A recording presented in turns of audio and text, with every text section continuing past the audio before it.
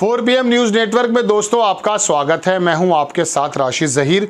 Budget सत्र के दौरान आपने तमाम कार्रवाई देखी होगी या आपको हम जैसे यूट्यूबर्स ने बता दिया होगा, क्योंकि हकीकतन बात तो यह है कि आप अपने बच्चों की फीस भरें या लोकसभा के अंदर जो नक्शेबाजियां होती हैं उसको देखें। क्योंकि आपके और मेरे संबंध में, आम आदमी के संबंध में तो नेता कोई भी हो वो ज़्यादा सीरियस नज़र नहीं आते। तो इनकी बातें सुन के आप करेंगे भी क्या? इसीलिए आप अपनी छोटी मोटी किसी जॉब पे चले जाते हैं, किसी दुकान पर चले जाते हैं, अपने किसी धंधे पर चले जाते हैं। नेताओं के झूठे वादे एक ज़माने से, खाली मोदी जी के वक्त से नहीं, पहले से ही चले आ रहे हैं। जब कुछ मिलता नहीं है तो आपकी उम्मीदें भी नाउम्मीदें हो जाना स्वाभाविक है, इसमें कोई दो राय नहीं। लेकिन फिर भी मैं आपको बजट सत्र के दौरान एक ऐसा दृश्य, एक ऐसा पूरी की पूरी सीरीज़ संसद में नजर आई जिसकी तरफ आपका ध्यान आकर्षित कराना मेरी जिम्मेदारी है। आप विपक्ष को जिस मजबूती के हालात में देख रहे हैं, आपने पिछले 10-12 बरसों में ऐसा देखा नहीं देखा होगा आपने। हाँ, जब बीजेपी विपक्ष में बैठा करती थी तब वो हंगामे किया करती थी, सड़कों पे, सड़क पे, संसद में, सब जगह वो हंगामे करती थी। बल्कि स्मृति ईरानी तो सिलेंडर लेकर आ जाती थी, उनका नाम भी कुछ लोगों ने यही डाल दिया। हालांकि इसका समर्थन हम नहीं करते। एक साहब ने लिखा कि स्मृति ईरानी जब आई अभी अंबानी की बेटी की शादी में, उनके हस्बैंड भी थे। तो बोले, मैं अपने आप को नहीं कह रहा हूँ, लोग लिख रहे हैं भाई, मेरी तरफ से नहीं है, उनके साथ उनके हस्बैंड थे, चुराए हुए हस्बैंड जिनके बारे में कहा जाता है। बोले कि सिलेंडर के साथ रेगुलेटर भी चुराया हुआ है। ये इस तरह के मीम्स बने। ये बात क्या कि खुद की हरकतें भी देख लेनी चाहिए। चलिए खैर, वो पुरानी बातें हो गई। मैं आपके सामने संसद की एक ऐसी सीरीज़, एक ऐसी बात लेकर आया हूँ जिसकी तरफ थोड़ा सा ध्यान मेरे ख्याल से कम होगा। आप देखिए ये कि विपक्ष ने जो हालात पैदा किए। अभिषेक बनर्जी जब बोल रहा था और उसने ओम बिरला साहब के मुंह पर भी लगभग ताला लगाने का काम किया, और विपक्ष के नेताओं को जिस तरह से एक के जवाब दो दिए, पता ये चला ये नई पौध कहाँ से आई है, ये नए लड़के क्या कर गुजरेंगे। पिछले दिनों तरुण गोगोई का बयान सुनकर मैं वाकई हतप्रभ रह गया। एक तो वो पूर्वोत्तर राज्य से आते हैं, इतनी ज़बरदस्त कमांड हिंदी और अंग्रेज़ी पर, और मुद्दों पर जो बात करने की कोशिश की तो मुझे लगा कि मेरे देश का जो भविष्य है वो वाकई स्वर्णिम है। लेकिन ये सब क्यों हो रहा है? इधर संजय सिंह बोल रहे हैं, उधर ममता बनर्जी का अभिषेक बनर्जी और दूसरे लोग बोल रहे हैं, उधर अखिलेश यादव ज़बरदस्त काम कर रहे हैं, उधर जो है मणिपुर का सांसद शानदार बात कर रहा है, और मोदी जी की सरकार को, यानी कि सत्ता पक्ष को ऐसा कर दिया उन्होंने जैसे फ्रीज, बर्फ़ में फ्रीज हो गए।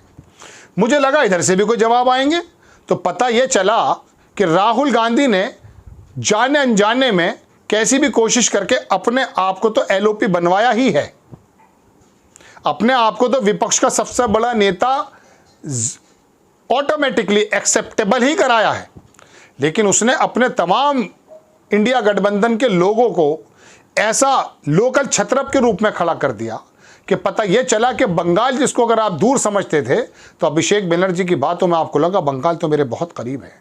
मणिपुर अगर आपको दूर लगता था तो मणिपुर का सांसद जो जेएनयू में प्रोफेसर है, क्या शानदार बात की, मैंने 1 महीने पहले उसका प्रोग्राम बनाया था, आप देखिएगा। उन्होंने कहा मोदी जी के बारे में कि आप कहाँ जाते हैं, मणिपुर नहीं आते, क्या आप हमें अपना, बहुत ही शानदार बात। और जनाबे वाला अखिलेश यादव ने और राज्यसभा के अंदर जो ये लोग निकल करके आए हैं, उससे पता चला कि राहुल गांधी एंड पार्टी ने ऐसे लोग खड़े कर दिए हैं कि अब आने वाले वक्त में आपको कोई एक प्रधानमंत्री नहीं चुनना पड़ेगा, आपके पास विकल्प शानदार हैं, लाजवाब हैं और काफ़ी सारे हैं। लेकिन दूसरी तरफ आइए, 10-12 सालों में किया क्या है। आप अगर विधानसभा स्तर पर देखें या लोकसभा स्तर पर देखें तो आपको पता चलेगा एक अकेला सब पे भारी। उसने क्या कर दिखाया? उसने कर ये दिखाया कि खुद वो 73वें साल पर हैं प्रधानमंत्री जी। हमारी ईश्वर से कामना है कि उन्हें दीर्घायु बनाए, उनको उम्र उनकी लंबी करे सेहत के साथ, हमारे प्रधानमंत्री हैं। लेकिन एक अकेला सब पे भारी पर कोई बचा ही नहीं वहाँ। अनुराग ठाकुर बोल रहे तो उनको भी मंत्रालय से हटा दिया। कोई नेता ही नहीं मिल पाया है।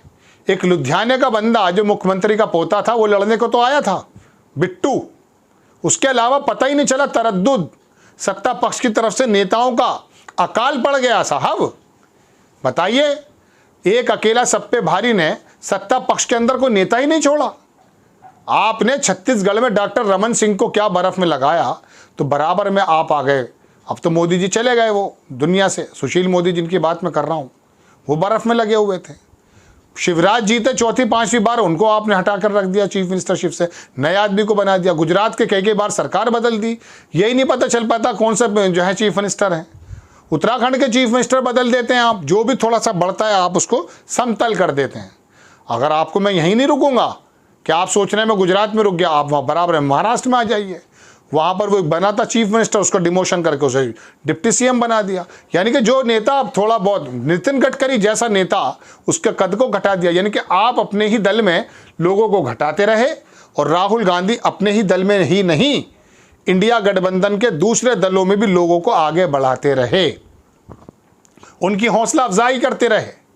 यानी कि संसद के अंदर एक अकेला सब पे भारी, अकेला कोई 100 साल के लिए थोड़ी ना बनाया कोई भी, चाहे राहुल गांधी हो या मोदी जी हो। तो राहुल गांधी ने ये काम किया दोस्तों। मुझे जो अच्छा लगा कि विपक्ष के अंदर जो नेता निकल करके आए हैं, मैं तो खुश होता जब बहुत ही शानदार नेता भारतीय जनता पार्टी की तरफ से भी आकर माकूल सवालों के माकूल जवाब देते। हे ये नहीं करते। एक बार तो मैंने नड्डा साहब को करते हुए देखा।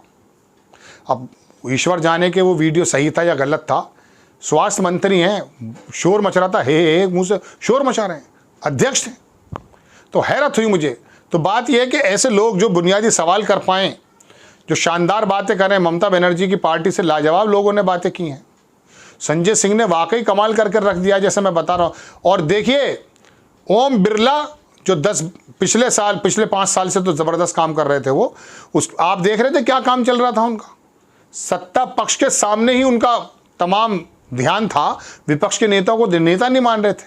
अब अभिषेक बनर्जी उनको उनकी जिम्मेदारी याद दिलाता है, राहुल गांधी उनको जिम्मेदारी याद दिलाता है, पीछे खड़ा हुआ दीपेंद्र हुड्डा अपनी बात को कहता है। मतलब अनगिनत नेता। और दूसरी तरफ क्या हुआ, अकाल हो गया। एक अकेला सब पे भारी, अपने ही लोग खत्म कर डाले, कोई मिल ना जाए, कुछ नेता पुराने ना हो जाएं। मार्गदर्शक मंडल तो सुना था, लेकिन ये तमाम जवान नेता भी खत्म कर डाले, उनको मंत्री पद दिया ही नहीं, कोई बोलने को तैयार नहीं, कर्फ्यू लगा दिया है पार्टी में। ये लोकतंत्र भारतीय जनता पार्टी में भी नहीं बचा है।